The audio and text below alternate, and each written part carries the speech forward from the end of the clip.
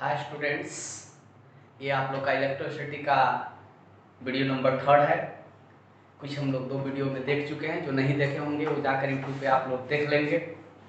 कैसे हैं? सब अच्छे हैं? पढ़ने में मन लग रहा है? कोई दिक्कत? थोड़ा सा शिकायत था कि विजिबिलिटी क्लियर नहीं आ रहा है, इसके लिए सॉरी। थोड़ा सा आप क्वालिटी बढ़ा लेंगे। यूट्यूब पे जो होता है ना, क्वालिटी थोड़ा सा इंक्रीज करके देखेंगे, वीडियो साफ दिखेगा। अचानक ये सब करना पड़ रहा है हमको, तो लोग सोचे नहीं थे कि ऑनलाइन पढ़ाना होगा। अचानक करना पड़ रहा है, तो अभी मार्केट में नहीं खुला कि हम लोग हाई क्वालिटी का कैमरा लगाएं। ठीक है, तो आप लोग पढ़िए, ऐसे ही प्रयास करिए, अच्छा से पढ़ लीजिएगा। चला जाए अपने टॉपिक पे। हम लोग चैप्टर पढ़ रहे थे इलेक्ट्रोस्टैटिक्स। इलेक्ट्रोसिटी का हम तो 2 क्लास दे चुका हूँ, आप लोग अच्छा से जाकर देख लेंगे। तीसरा क्लास पे आ रहे हैं। हम लोग पढ़ रहे थे बाबू चार्ज के बारे में। ठीक है, चार्ज का डिफिनेशन आप लोग को याद होगा, बहुत आसान में डिफिनेशन दिया था, इसीलिए दोबारा रिवीजन नहीं करूंगा उसको, आप लोग खुद देख लेंगे। प्रॉपर्टीज पे हम आते हैं। कुछ प्रॉपर्टीज पढ़े थे, एक प्रॉपर्टीज 2 प्रॉपर्टीज और बच गया है, वो प्रॉपर्टीज हम बोर्ड पे आ रहे हैं। देखा जाए यहाँ पे हम लिखे हैं लास्ट, ये जो प्रॉपर्टीज है बहुत इंपॉर्टेंट ये प्रॉपर्टी है। इस पे आईआईटी एक क्वेश्चन भी पूछ चुके हैं। On the basis of motion charge is classified into 2 parts. Motion के अकॉर्डिंग चार्ज को 2 पार्ट्स में क्लासिफाइड किया गया है। यहाँ पे मैं चार्ट बनाया हूँ। मोशन को चार्ज को कितने प्रकार में बांटा गया है? 2 प्रकार में बांटा गया है। मोशन 2 प्रकार के होते हैं, आप लोग पढ़े होंगे। एक को यूनिफॉर्म मोशन कहा जाता है, एक को नॉन यूनिफॉर्म मोशन कहा जाता है। यूनिफॉर्म का मतलब क्या होता है? जो समय के साथ न बदले, जो स्पीड बॉडी का समय के साथ चेंज ना करे, उस मोशन को यूनिफॉर्म कहते हैं।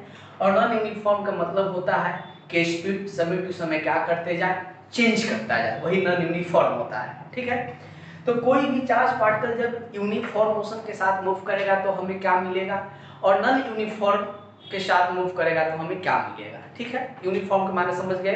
पार्टिकल का स्पीड यदि समय के साथ चेंज ना करे, वैरी ना करे, तो यूनिफॉर्म। और यदि स्पीड समय टू समय वैरी करता जाए तो उसे हम लोग नॉन यूनिफॉर्म कहते हैं। कोई भी चार्ज पार्टिकल यदि कांस्टेंट स्पीड से मूव कर रहा है, यूनिफॉर्म स्पीड से मूव कर रहा है, तो सिर्फ हमें इलेक्ट्रिक फील्ड और मैग्नेटिक फील्ड प्रोड्यूस करेगा। ये बात याद रखेंगे, जब यूनिफॉर्म स्पीड के साथ मूव करेगा तब। और यदि कोई charge particle non uniform speed के साथ मूव करे, नॉन यूनिफॉर्म स्पीड मतलब स्पीड उसका समय टू समय वेरी कर रहा हो, चेंज कर रहा हो, तो हमें इलेक्ट्रिक फील्ड भी देंगे, मैग्नेटिक फील्ड भी देंगे, और कुछ एनर्जी भी वो प्रोड्यूस करेंगे। ठीक है, अब यहाँ समझना है कि नॉन यूनिफॉर्म मोशन में जब वो चार्ज पार्टिकल मूव करते हैं तो एनर्जी प्रोड्यूस करते हैं। क्यों?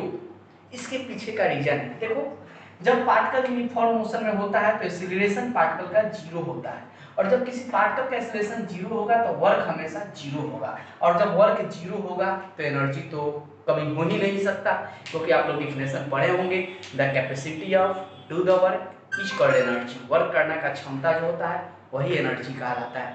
तो वर्क 0, क्योंकि स्पीड यूनिफॉर्म है, स्पीड कांस्टेंट है, इसलिए कोई एनर्जी प्रोड्यूस नहीं होगा। और यहाँ हम देख रहे हैं बाबू कि स्पीड समय टू समय बदल रहा है, अर्थात यहाँ पे एक्सीलरेशन है, और जहाँ पे एक्सीलरेशन होगा वहाँ वर्क होगा। ठीक है, इसलिए एनर्जी प्रोड्यूस करता है। इस पे आईआईटी क्वेश्चन पूछा गया था, देखेंगे ये थोड़ा क्वेश्चन।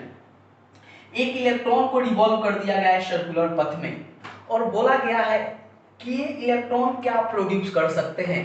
ऑप्शन आप देख रहे होंगे, ऑप्शन ए में दिया है इलेक्ट्रिक फील्ड, बी में दिया है मैग्नेटिक फील्ड, सी में दिया है electric field magnetic field radiation, और डी में दिया है नन। क्या आप आंसर बता सकते हो? एक बात आपको मालूम होनी चाहिए, कोई भी चार्ज पार्टिकल्स जब नॉन यूनिफॉर्म स्पीड के सर्कुलर पथ में मूव कर रहा है, सर्कुलर पथ में स्पीड हर पॉइंट पे वेरी करता है, बदलता है, चेंज करता है। तो सर्कुलर पथ में जब इलेक्ट्रॉन मूव कर रहा है तो हर पॉइंट पे उसका स्पीड वेरी करेगा, बदलेगा, चेंज करेगा।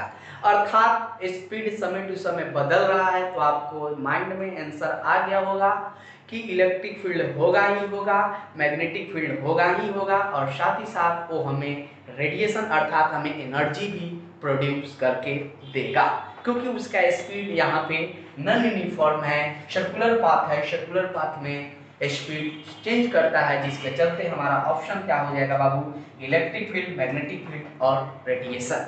तो ये था हमारा चार्ज का प्रॉपर्टीज। आज हम प्रॉपर्टीज को खत्म किए, अब हम चलते हैं डेंसिटी ऑफ चार्ज पे, ठीक है।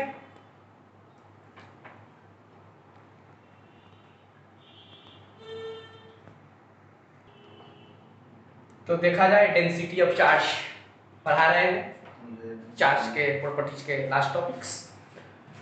The uniformly charge distributed on a conductor is called density of charge. Definition आपको बोर्ड पे दिख रहे होंगे, ठीक है। The uniformly charge distributed on a conductor is called density of charge. किसी भी कंडक्टर पे यूनिफॉर्मली चार्ज का आना ही कहलाता है density of charge. Suppose that ये हमारे पास जो मार्कर है, ये मान लिया जाए लोहा का मार्कर है, आयरन है, या स्टील्स है, या तांबा कॉपर्स है, कोई ना कोई कंडक्टर है सपोज दैट। इसको ले जाकर हम इलेक्ट्रिक पिन में लगा के स्विच को ऑन कर देंगे। जैसे स्विच को ऑन करेंगे इस पे चार्ज आ जाएगा, और चार्ज हर पॉइंट पे इक्वल आएगा। ऐसा नहीं होगा कि यहाँ ज़्यादा आएगा और यहाँ कम आएगा। तो कंडक्टर को हमने पिन में लगा के स्विच को ऑन किया तो इस पे यूनिफॉर्मली चार्ज का डिस्ट्रीब्यूशन हुआ। ये घटना, ये फेनोमेना ही कहलाया क्या? Density of charge. तो समझ गए होंगे डेंसिटी ऑफ चार्ज क्या है। ये डेंसिटी ऑफ चार्ज को 3 पार्ट्स में क्लासिफाइड किया गया है। पहला हम हेडिंग डाले हैं यहाँ लीनियर चार्ज डेंसिटी। एल से लीनियर और एल से लेंथ। नाम से ही आपको माइंड में ये चीज आ जानी चाहिए कि यहाँ किसी लेंथ की बात हो रही है। और लेंथ का मतलब होता है एक पतला वायर, एकदम पतला महीन वायर। ऐसा वायर लेना है जिसमें एरिया क्रॉस सेक्शन नहीं होनी चाहिए, एकदम पतला वाला वायर। आपका घर का जो पिलर का वायर जो बंधाता है महीन वायर से, वही महीन वाला वायर। तो एक पतला वायर ले लीजिए और उसको ले जाकर पिन में डालकर स्विच ऑन कर दीजिए। उसके हर पॉइंट पे चार्ज का डिस्ट्रीब्यूशन हो जाएगा और वो घटना कहलाएगा लीनियर चार्ज डेंसिटी। तो डिफिनेशन आप यहाँ पे देख रहे होंगे, the charge distributed per unit length of a conductor. किसी भी कंडक्टर के एक यूनिट लेंथ में कितना चार्ज आएगा जब उसको हम चार्ज देंगे, वही कहलाएगा linear charge density. That is हम कर सकते हैं लीनियर चार्ज डेंसिटी, जिसको हम लोग लैम्डा से रिप्रेजेंट करते हैं। Lambda wavelength. तो लीनियर चार्ज डेंसिटी को हम लोग लैम्डा से रिप्रेजेंट करते हैं और लैम्डा इक्वल क्या होगा? Q/L। ठीक है। आप इसका ऐसा यूनिट भी निकाल सकते हो। चार्ज का ऐसा यूनिट कूलम होता है और लेंथ का ऐसा यूनिट मीटर होता है। इसका आप लोग डायमेंशन फार्मूला भी यहाँ पे आप थोड़ा सा देख सकते हो। इसका डायमेंशन फार्मूला बाबू, चार्ज का डायमेंशन आपको याद रखना चाहिए, AT होता है। और लेंथ का तो आप लोग को मालूम है L ही होता है, यानी कि AT L इनवर्स। ये हमारा था लीनियर चार्ज डेंसिटी। अब हम लोग देखेंगे सेकेंड सरफेस चार्ज डेंसिटी के बारे में। ठीक है, ये देखा जाए सरफेस चार्ज डेंसिटी क्या होता है। सरफेस का मतलब एरिया होता है। एक पतला कंडक्टर लेना है इस टाइप का। आप देख रहे हो मेरे हाथ में ये पेज है। ये पेज सपोज दैट कर लो कि स्टील का एक पेज है, एकदम पतला होना चाहिए, मोटाई नहीं होनी चाहिए। यदि मोटाई हो गया तो इसके पास वॉल्यूम आ जाएगा। इसके पास अभी 2 चीज है, अपना इसका लेंथ है, अपना एक ब्रेथ है। इसका हाइट नहीं है, मोटाई नहीं है। इस प्रकार का कंडक्टर लेना है, एकदम पतला कंडक्टर लेना है। ठीक है, और इसको ले जाके स्विच में डालकर स्विच को ऑन कर देना है। जैसे स्विच को ऑन करोगे इसका हर पॉइंट पे चार्ज का डिस्ट्रीब्यूशन हो जाएगा। ये प्रैक्टिकली आप घर पे ना करेंगे, डेंजरस हो सकता है आपके लिए। ठीक है, मैं बता रहा हूँ, यदि करना होगा तो किसी नॉन इंसुलेटर के सहारे आप कर सकते हो, देख सकते हो, ऐसा कर सकते हो। लेकिन आप हाथ में पकड़ के ऐसा मत कर देना यार, पढ़ रहे हो चार्ज के बारे में। तो वही मैं बोला कि एक पतला कंडक्टर ले लो, स्टील का हो या कॉपर्स का हो, और ले जाके पिन में डाल के स्विच को ऑन करते हो। इस पे जो यूनिफॉर्मली चार्ज का डिस्ट्रीब्यूशन होगा वो कहलाएगा सरफेस चार्ज डेंसिटी। अर्थात डिफिनेशन बहुत क्लियर कह रहा है, the charge distributed per unit area of a conductor is called surface charge density. That is formula आ गया यहाँ पे। सरफेस चार्ज डेंसिटी को बाबू सिग्मा से रिप्रेजेंट करते हैं। सिग्मा, 6 को सुला दो, 6 को सुला देना है, वही सिग्मा कहलाता है। ठीक है, अब वो सिग्मा मत समझ लेना, मैथ वाला, ठीक ना। तो सरफेस चार्ज डेंसिटी को हम लोग सिग्मा से रिप्रेजेंट करेंगे और सिग्मा इक्वल टू होगा चार्ज पर यूनिट एरिया। इसका भी ऐसा यूनिट आप लिख सकते हो, चार्ज का ऐसा यूनिट कूलम होगा, एरिया का ऐसा यूनिट मालूम होनी चाहिए, मीटर स्क्वायर। इसका आप लोग डायमेंशन फार्मूला भी लिख सकते हो। चार्ज का डायमेंशन फार्मूला बोलो, AT। एरिया का ऐसा यूनिट मीटर स्क्वायर होता है, L स्क्वायर हो जाएगा, तो AT L-2। एक यहाँ बहुत इंपॉर्टेंट पॉइंट है, याद रखना। यदि मान लिया जाए बाबू कि कंडक्टर कोई गोल प्रकार के रॉड है, ऐसा रॉड है, तो इस रॉड के पास बाबू एरिया ऑफ क्रॉस सेक्शन है। ये आप देख रहे हो ना, area of cross section pi r square होगा। सर्किल टाइप का है तो पाई आर स्क्वायर होगा। यदि मान लिया जाए क्वेश्चन में ये कहा जा रहा है कि एक वायर है, उसको ले जाकर हमने पिन में डाल के स्विच को ऑन किया, तो इस पे कितना चार्ज डिस्ट्रीब्यूशन होगा, तो हम कैसे निकालेंगे। तो आपको मालूम होनी चाहिए यहाँ सरफेस चार्ज डेंसिटी, चार्ज पर यूनिट एरिया हो रहा है, तो सर्किल है तो सर्किल का एरिया पाई आर स्क्वायर होगा। अर्थात हम कह सकते हैं फॉर ए सर्कुलर कंडक्टर, हाँ ये कलम का आप ये मान लो, या एक गोल सा स्टील का कोई प्लेट हो, वो भी आप ले सकते हो, गोल एकदम स्टील जैसे वो डिश आता है ना, डिश टीवी देखने वाला डिश, वही डिश टाइप का कोई कंडक्टर हो, इनसे पतला में ही सर्कुलर टाइप का।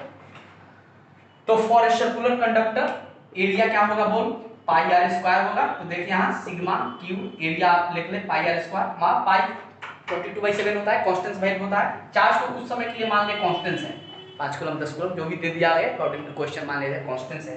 तो यहाँ surface charge density inversely proportional to क्या हो जाएगा बाबू, आर का स्क्वायर। बहुत इंपॉर्टेंट है ये, देखेंगे थोड़ा अच्छा से। तो sigma inversely proportional to r square है, तो यहाँ से एक रिलेशन बनेगा sigma 1 by sigma 2 R2 by R1 का होल स्क्वायर।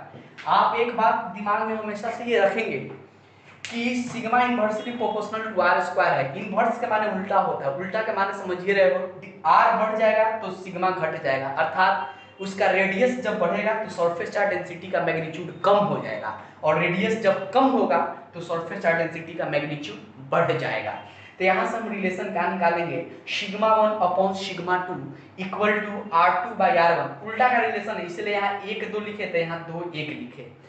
इस पे क्वेश्चन कैसे आएगा, क्वेश्चन समझ लो, ऐसे क्वेश्चन हम सीट में दिए हुए, आप लोग सीट देख लेना, और जो यहाँ के स्टूडेंट नहीं है, अदर स्टूडेंट है, उनको हम क्वेश्चन 1 2 बना दूंगा, टेंशन नहीं लीजिए। इस पे क्वेश्चन कहेगा कि एक सर्कुलर प्लेट है जिसके पास 10 कूलम का चार्ज है, कब, जब उसका रेडियस 2 मीटर है तब। अब यही क्वेश्चन में कह रहा है कि यदि अब उसके रेडियस को 5 मीटर हम इंक्रीज कर दिए तो बताइए उस पर नया चार्ज कितना आएगा। क्वेश्चन समझो कि एक सर्कुलर प्लेट का जब रेडियस 2 मीटर है तो उस पर चार्ज मान लिया जाए 5 कूलम का दिया हुआ है, सपोर्ट है। अब कहता है कि उसका रेडियस हम डबल कर दिए सपोर्ट है, तो उस पे नया चार्ज कितना होगा। अर्थात पहला रेडियस तो तुमको r मान लेना, सेकंड रेडियस कह रहा है डबल कर दिए तो 2r मान लेना। पहला आपको सरफेस चार्ज डेंसिटी दिया है तो यूज कर लेंगे, दूसरा का सरफेस चार्ज डेंसिटी आप निकाल लेंगे, और चार्ज देगा तो चार्ज का रिलेशन आपको देखना होगा, तब चार्ज का इसमें सिग्मा रेडियस और चार्ज में डायरेक्टली का रिलेशन हो जाएगा। कब, जब चार्ज देगा तब। क्यों, इसको क्रॉस मल्टीप्लिकेशन करोगे ना तो सिग्मा गुणे pi r square equal to q होगा, यानी कि सिग्मा कांस्टेंट हो जाएगा तो सरफेस चार्ज डेंसिटी कांस्टेंट हो जाए, पाई का वैल्यू कांस्टेंट हो जाए, तो यहाँ से हम कह सकते हैं वो भी रिलेशन हम लिख देते हैं। आपको एक सेकंड देखेंगे बोर्ड्स, हम लिख देता हूं, देखा जाए यहाँ यदि मान लिया जाए बाबू की surface charge density constant, sigma is constant, तो देख तो बाबू सिग्मा क्या होता है, Q by area, circular plate की बात हो रही है, पाई आर स्क्वायर हो, ये आके यहाँ मल्टीप्लाई होगा, सिग्मा गुणे pi r square equal to q हो जाएगा। सिग्मा तो कांस्टेंट है, पाई का वैल्यू कांस्टेंट है, तो क्यू डायरेक्टली प्रोपोर्शनल का हो जाएगा बाबू आर स्क्वायर। तो चार्ज पूछे तो आप ये रिलेशन लगा लेना, Q1 by Q2 R1 by R2 का होल स्क्वायर। और यदि बाबू आपसे सरफेस चार्ज डेंसिटी का रिलेशन पूछा जाए तो सरफेस चार्ज डेंसिटी और सर्कुलर प्लेट के रेडियस में इनवर्सली का रिलेशन होता है, उल्टा का, लेकिन चार्ज और रेडियस का जो रिलेशन होता है वो डायरेक्टली का रिलेशन होता है। ठीक है, इस पे क्वेश्चन कैसे आएगा, एक क्वेश्चन हम दिखा देते हैं, छोटा सा क्वेश्चन है, थोड़ा देख लिया जाए। ठीक है, क्वेश्चन कहता है यदि मान लिया जाए if radius of a plate become double then find new charge at plate if initial charge at plate is 20 coulomb. Question marks, question क्या कह रहा है, यदि किसी प्लेट के रेडियस को हम डबल कर दे रहे हैं, क्या कहता है, if radius of a plate become doubles, यदि किसी प्लेट के रेडियस को हम डबल कर दे रहे हैं तो find new charge at plate, तो उस प्लेट पे नया चार्ज क्या होगा यदि उसके पास इनिशियल चार्ज कितना है बच्चा, 20 कूलम्स। चलो तो देख तो बाबू सॉल्यूशन हम करते हैं। पहला रेडियस को R1 को हमने R मान लिया, तो अकॉर्डिंग टू क्वेश्चन फाइनल उसका रेडियस क्या हो रहा है, डबल। इनिशियल रेडियस हमने r माना, तो फाइनल रेडियस क्या होगा, इनिशियल का डबल, r का डबल करेंगे तो 2 × r। चलो चार्ज पहला दिया है कितना, Q1 का वैल्यू दे दिया है 20 कूलम्स, आपसे Q2 का वैल्यू पूछा जा रहा है, बना लोगे? बस रिलेशन केवल यूज कर लो। कौन सा रिलेशन है बाबू, यहाँ से Q1/Q2 इक्वल टू क्या, R1/R2 का होल स्क्वायर। Q1 का वैल्यू देखो दिया है 20, Q2 हमें तो क्वेश्चन पूछ ही रहा है, R1 का वैल्यू देख सकते हो R है, और R2 का वैल्यू यहाँ पे 2R है, ये कट गया 20, Q2 1/2 का स्क्वायर करेंगे तो 1/4, क्रॉस मल्टीप्लिकेशन कर लो, Q2 इधर चल जाएगा, 20 × 4, यानी कि नया जो चार्ज होगा 80 कूलम होगा। एक बात और है, क्वेश्चन समझने में थोड़ा बहुत यदि दिक्कत आ रहे होंगे तो आप लोग क्लास में संपर्क कर सकते हैं क्लास ओपन होने के बाद, क्योंकि ऑनलाइन थोड़ा सा समझाना टॉप नहीं है, लेकिन हर लड़का एक किस्म का नहीं होता है, ठीक है। कोई जल्दी समझ लेते हैं, कोई को थोड़ा स्लोली समझ में आता है, तो ये कोई आपका प्रॉब्लम्स नहीं है, हर प्रॉब्लम क्लियर हो जाएंगे। कुछ दम नहीं होते हैं फिजिक्स में, यदि सही से पढ़ो तो किंग का फिजिक्स तुमको हम बना देंगे, बस थोड़ा सा फोकस करो, ठीक है। थोड़ा बहुत फोकस कर लो, हम गारंटी देते हैं कहीं भी रिजल्ट आप 100% दोगे, ठीक है।